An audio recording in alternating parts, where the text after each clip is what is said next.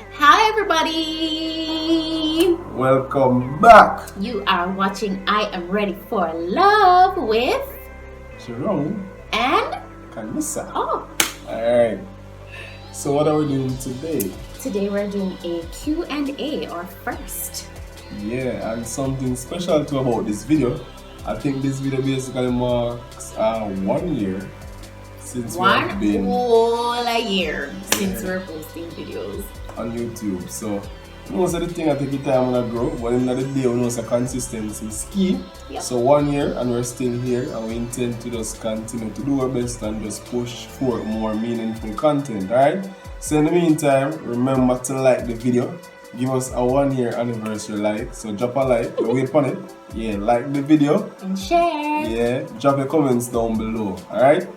So we're gonna get straight into the Q&A. So we had posted what do you call that now? The question selection on Instagram and asked you guys and our WhatsApp and everything there and asked you guys to ask us questions. Send us questions for me, questions for him, questions for us, and some of you did, so we're going to answer those questions now. So we're gonna try our best to answer them, alright? Hopefully we don't disappoint nobody too much. We're just going to talk our truth, our reality. Alright?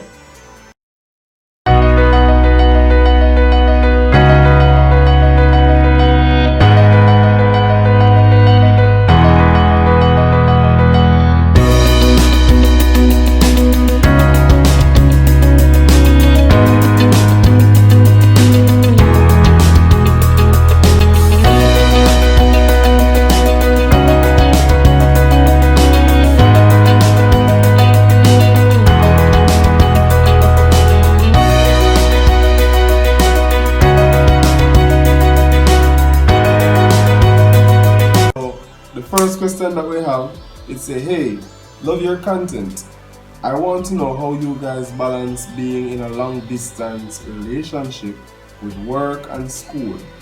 How did you find time to service, quotation, all that without anything or anyone feeling neglected? You want to answer that one? So I want to know how you guys balance being in a long distance relationship with work and school. Work and school was before the long distance part. The long distance, all the long distance information is in our long distance video. So go back to that, which is going to be linked somewhere up here.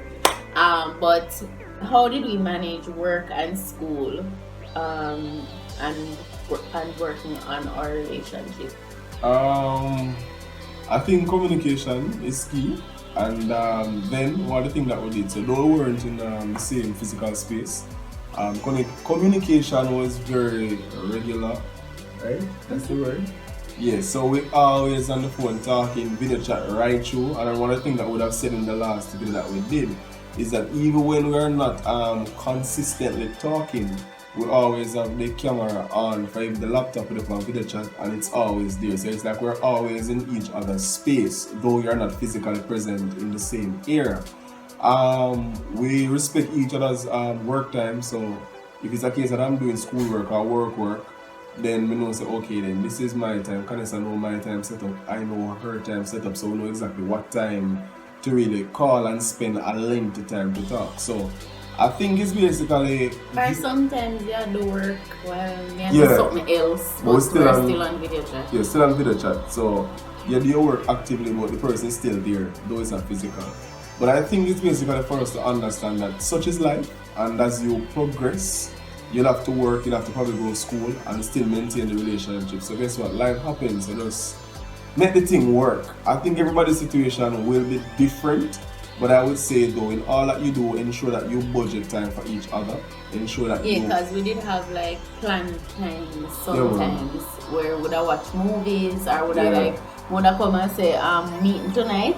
I would avoid meeting. Love meeting, man. So we still budget time for ourselves. So no one was neglected. Question number 2.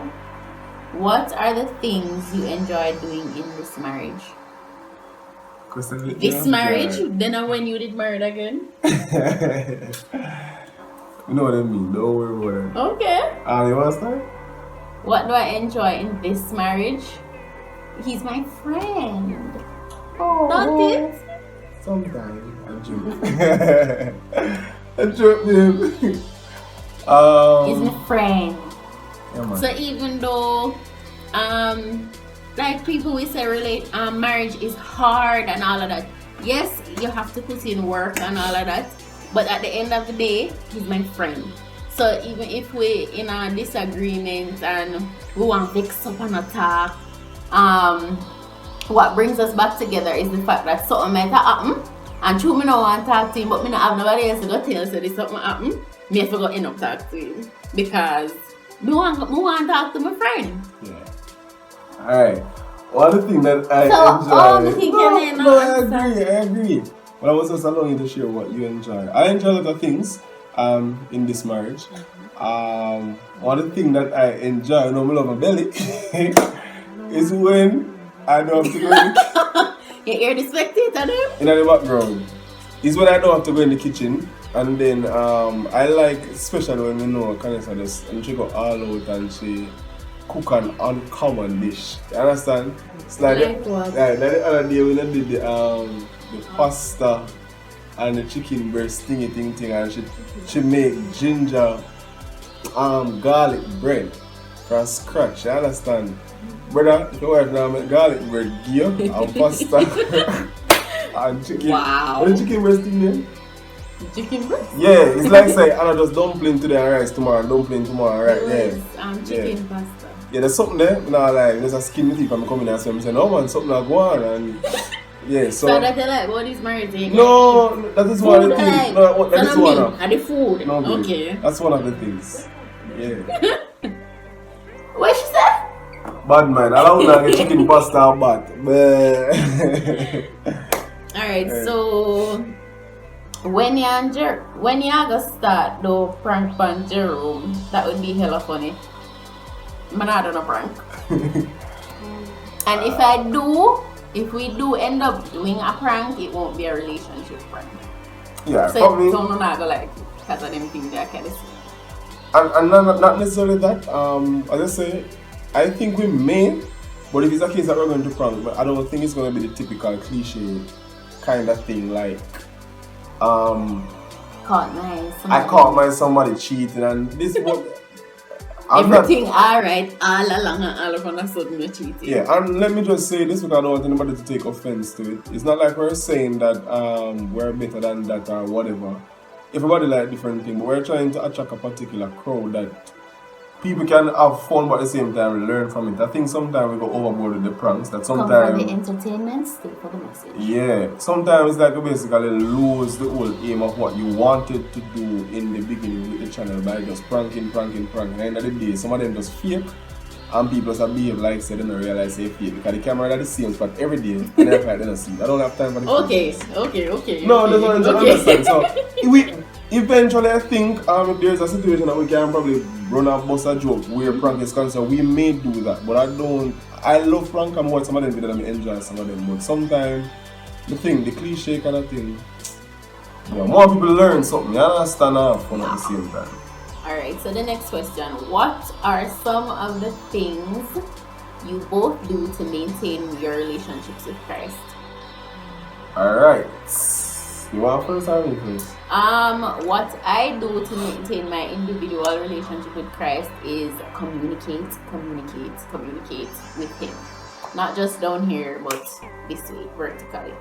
I have my own prayer time with God, and Him probably like sit down right beside me and even know me and God a reason. And together, we try to do Bible studies together and then there. What do you do? Yeah, so I think one thing that we do to maintain a relationship with Christ, other than the individual aspect, because similar to what I've said in terms of having that individual relationship, I have my own time too. But together, I think the Bible said the studying together helps us a lot sometimes, and sometimes even if I have to prepare a message, I don't just prepare the message out by myself. I'm going to church and I say, well, time to me done. Like, at least me get from this, where you think about this, and by doing that, we're basically studying together. I think too by basically listening sometimes to other preachers, just listen and basically analyze what they're saying, I think help. And praying, I think is a big thing for me. Sometimes me kind of want tired and forget to pray, but thanks be to God, because I'm the kind of person who lick me and say, hey, come, you go pray before God. So they kind of support it, kind of help me to be more consistent in prayer. So I think each one of the basically just help the other. Okay, so what are your occupations and what are your areas of study? So what do you know? I don't think they know. I think they know yours, but don't know mine. Alright, so I am a guidance counselor. My area of study is guidance and counseling. I am an appointed minister. You know, man, yeah, that's basically it for me. Yeah. I don't have an occupation. I just live. Come, tell the people them. What's the area of study? So I did sociology. They know this already. No, they don't know. Okay, I did sociology and theology, not together, different. So you have a BA in sociology? Yes, I have a BA in sociology and media studies and a BA in theology, leadership and ministry. Yeah. Okay. You want to come in the video? I don't miss it. Alright. No. Alright, so the next question is, okay, so how challenging was the waiting process? Alright, you want to start with? Nope. Alright, so the waiting process, I'm going to be honest with you, was tiresome. Not... Yeah, it was tiresome, it was not easy. Draining, and I'm going to be real with you. We're human beings. I know some people might want to criticize me. When it comes on to young Christian being in a relationship, we need to understand that you're human beings first, right? And the sexual tendencies, they're always going to be there. And I'm not going to be like some who pray and ask God to take away these feelings. The fact that I have sexual urges, they tell me that I am a man, and they tell me that my body is working as well it's supposed to work. So all of them people who are praying for them feelings and urge God, may not join that with uno, you understand? So the feelings were there, but I think one of the things that we had to do to basically subject ourselves and basically to help ourselves to say, boy, we're not going to do this now, we're going to wait until we're married, is that we respect ourselves and respect each other. And one of the good things is that when you're dating somebody who share similar faith, who have the same belief as you, when you feel like, boy, your man wants something going now, sometimes it so happens that the person in turn don't necessarily feel that way, so them can say, no, we're not going to do this now because we have tried. And then when they feel that way sometimes, it may simply mean that you are stronger at that particular time. So that is one of the reasons why I think it is important for Christians to date Christian, that there's not a tug of war, but both of you are basically there balancing out each other. So when you feel weak, pray to God that the other one can feel strong to basically balance you off. And now when it comes down to dating to Christians, you say, boy, make sure so when you're on a date to carry one church sister, one church brother. I don't want a church sister, one church brother back at me. You understand? If I am carrying Vanessa to a dinner, I don't want a detective back at me. The whole public is there to see me. So I'm not carrying to a room to date you. And if you don't agree with me, that's your opinion, fine. But if you're going on a dinner date, why you need to come with me? I'm not carrying you, I'm not buying food for you. You can't start going, you understand? The public is there, so we try to do things in the public arena so people can see us. And then again, when you have your integrity and you know who you are, then you don't really need nobody to justify you. People want to see and they want things and other things that full of business.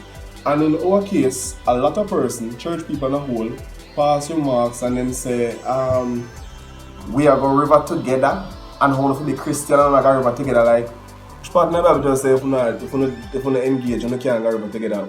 Don't come to me with foolishness. So if you're coming to me with something biblical, make sure you say it in the Bible and you can show me logics. And that was not just one person, that was a lot of number persons. of persons. Saying, oh, no gonna rebound on our marriage. Oh, no gonna beach, I'm not married yet. Tell me something, to beach of one save, and God make them, so I'm going there. You know what I'm saying?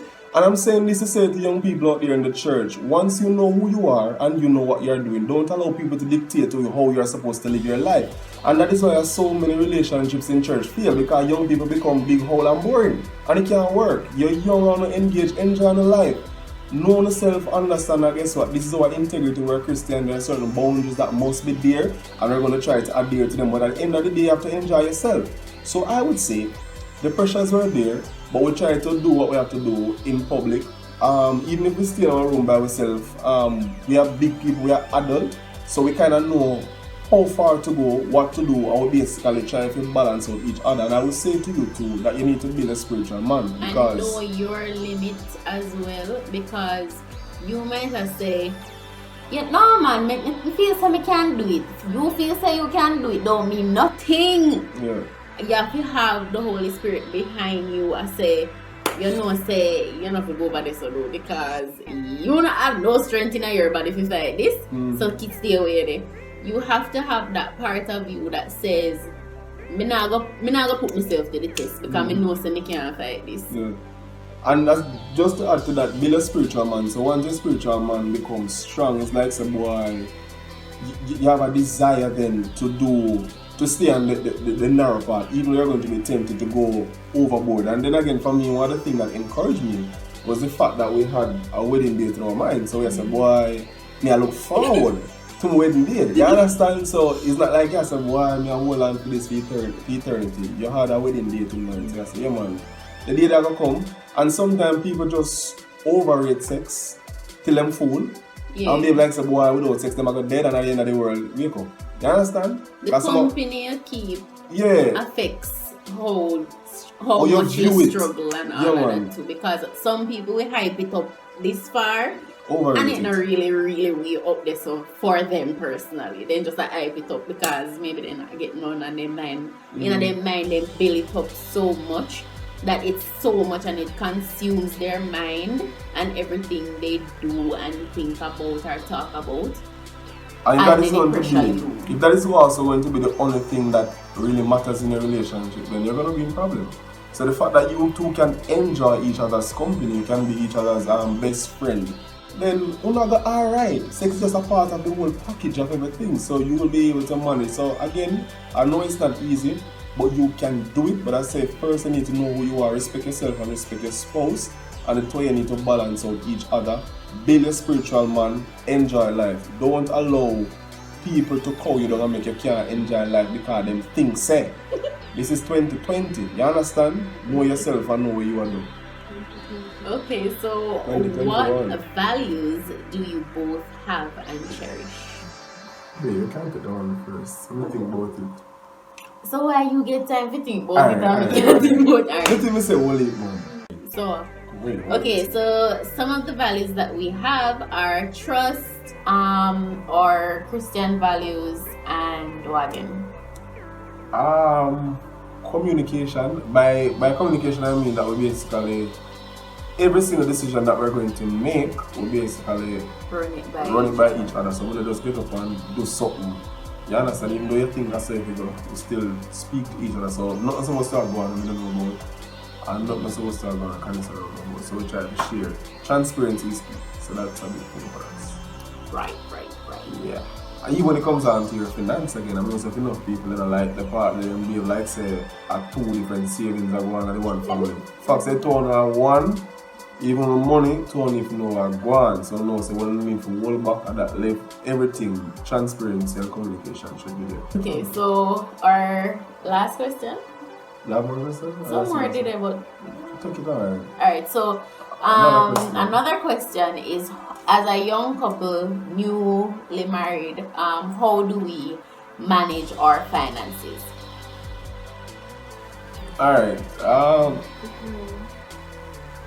do we manage our finances? Alright, for that one, I think what we'd have started out on is a good foundation. We try to ensure that we budget from the very scratch, like budget. So what we do is that we have an idea now about how our monthly expense, what it looks like, what our monthly budget is supposed to look like. It doesn't always fall in line, but it should be at least close to that. So what we do, we put things in place. So thanks be to God, we are privileged enough to live a life that we basically have things in advance. So we can have budget in advance. So we have a little reserve, if that makes sense. And say, okay, now trouble reserve, but this is a face spend. No. You understand? So what we do then? We budget out everything. So once we need to pay for rent, we budget with food. Groceries. One time, you know, we never just do that. We just go shop to buy me. You go shop to buy one bread, and then you go back down, they go buy one sugar, and then go back to buy one thing of this. Don't know. When you look at college, you live on that, you know things set. You can't go buy a big note, you take your time and buy a little. So that's how we just do it. But know that we're together, right? Because it's kind of. We never buy one. Whatever. We start say okay then we buy a whole heap of groceries. Sometimes we can't keep it for 2 months. Not really whole heap, but not buy one something, buy 3. And you sometimes 6. So yeah, things that we eat right now, we buy 6. Yeah, so right now we have things that probably before a year done, then I done it. So we kind of buy in bulk. And it makes sense. Of course, babe, you know what I'm telling you. But we kind of buy things to keep us for a long time. So we budget to supermarket money. We rent your, what is it? Major thing. Cars. The car money in terms of gas and so forth. Our savings. Yeah. And it will make you work and I'll put on a little petty thing on the side and say just in case something happen, we do with this. But I think the main thing I would encourage every couple to do is basically live within your means. So nobody try to take up no life because this is one couple live the way they say no, understand your pocket can go and you make things work the way they for you. You understand? So nobody go buy pay food juice you know so you can afford it. You buy what you can afford. You understand what I mean? So you have to, because you can't say boy you live a married life and then you're going to turn around and be a problem to people because you're broke. Run from the something there. And I think for everybody, it doesn't matter how much you work, how much you earn for the month. I think once you understand your income level and basically make the thing work for you, because gone are the days you gotta work probably $6,000 a week and you make it work. So probably if you earn more now, make it work. So just live within your means and budget. Anything to add to that? And if you find that one person is stronger in the finance area, then let that person kind of lead in that area. Yeah, and that again too guys, consult each other before you do a bag of spending. Understand? So even if me know say this is something makes a boy cost extra amount of money I'm going to buy it. They're going to say, Karen sir, you know say this is something but what do you think about that? She'll want to go to things and say no. We don't need do that we now. need that now? Do you need that now? I say no need it, but we could no you don't need it now so you can buy it the next time. Sometimes I say, sure, but the end of the day I understand. You understand how we just put on the money and say when the time comes when you can really afford it and not do it. But if you not have to buy this now, it's not a necessity, you don't really need it, then make it things stay and wait. Rather than waste the money. COVID are gone, is it? And you don't know what come after COVID. Yeah. Okay, so what is your biggest turn off and on? Generally? Yeah. I'm going to specific. I have one heap I turned off, you know, a lot. One of which I don't like is when a person, based on what I've mentioned before, is when persons basically want to use their reality, their life, and what they think and what they believe to impose on you until you must live according to them. Try it with anybody. Do not try it with me. Okay, I turn on. Turn on. No, man, that's one of my biggest turn on. Don't come impose what you think is right on me. Keep your think and your liking to yourself. Alright. Turn on. My turn on is basically living among people and dealing with people who are loving. I'm a good listener. Loving in the sense that you can talk to them not going to judge or they're not judgmental. You can talk to them, they're going to listen to you, and you can have a healthy relationship. But nobody come behave like say, boy, you know, the fake love kind of thing, I'm sensitive to that. I show me creative too, me just play the fool. You understand?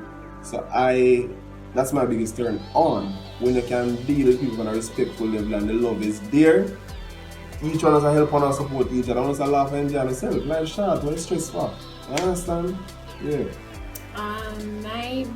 One of my turn-ons generally is persons who are open-minded and persons who are open-minded and if no matter what kind of scenario you bring to them, they're not going like, what? No, yuck, no, you can't do that, and go on and judge the situation before understanding the situation. Yeah, me not like them kind of people. Yeah. You must be able to think through a situation and understand. You like them kind of behavior there? Yeah, me not like them kind of behavior there. You have to can think through a situation and kind of look on it from this angle, from this angle, and from this angle, and then make a perception with all of the information, an informed perception. One of my turn ons, or was that one turn on? That was the two of them in a one. Okay. The turn off and the turn on. People that don't and people that do. Right. Okay. Next question. So the final question. Let's see some next time.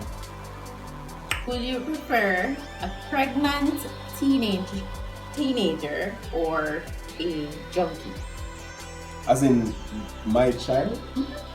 I prefer a pregnant teenage daughter than a junkie teenage daughter, because the junkie one seems like an ongoing thing that may need time, patience, humility to correct. I have it, you know. But in terms of if anybody take a problem, I think of a smaller one, not the bigger problem. So the pregnant teenage one, it's my child, you know. And one thing that we're discussing in church yesterday is the difference between fellowship and relationship. And if this is my child, my daughter, doesn't matter what happened, nothing changes the relationship. You understand?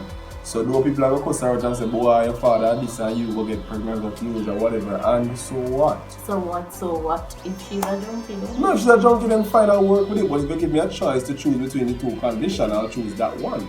But whichever one of them come, it's my child. I'm going to accept her, and I'm going to love her, and I'm going to do my best to help. You understand? I'm going to love my child. I'm going to basically try my best to show him the reality in the sense of, this is it. This is that, that is that. But at the end of the day, I cannot make a decision for you. And I've freedom decision, but I'm going to basically ensure that I played my part. But the life that you live, I cannot be held completely responsible or accountable for it. You understand? I'll do my part, and I'm still going to love you. You're still my child.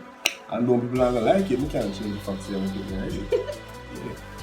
Okie dokie. That is the end of the video. That concludes our Q&A. Yeah. Any final? And the final thing I'll say, we have more questions, guys. Send them coming. We might do an next part 2 Q&A.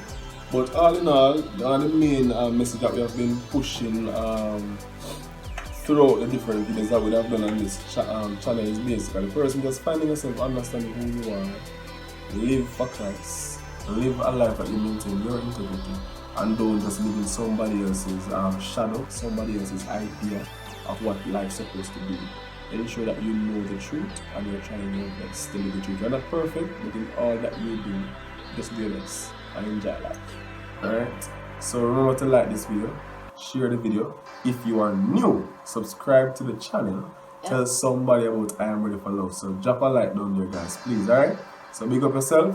Thank you for watching. I am ready for love, ready to love myself, ready to love someone else, and ready to teach someone else how to love me. Alright, guys, bye.